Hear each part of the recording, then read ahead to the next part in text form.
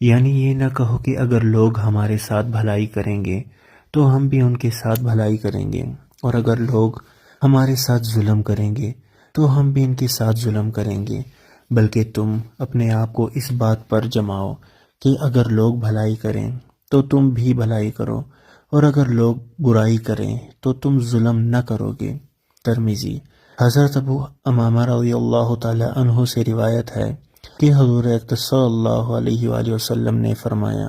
قیامت کے دن مرتبہ کے اعتبار سے بدترین آدمی وہ بندہ ہوگا جس نے دوسرے کی دنیا بنانے کی وجہ سے اپنی آخرت برباد کر دی، جیسے ظالم حاکم کی مدد کیا کرتے ہیں۔ اللہ اکبر۔ حضرت معاذ بن جبل رضی اللہ تعالی عنہ سے روایت ہے کہ نبی اکرم صلی اللہ علیہ وآلہ وسلم نے ارشاد فرمایا، آخر زمانہ میں ایسی جماعتیں پیدا ہوں گی جو ظاہر میں تو دوست ہوں گی مگر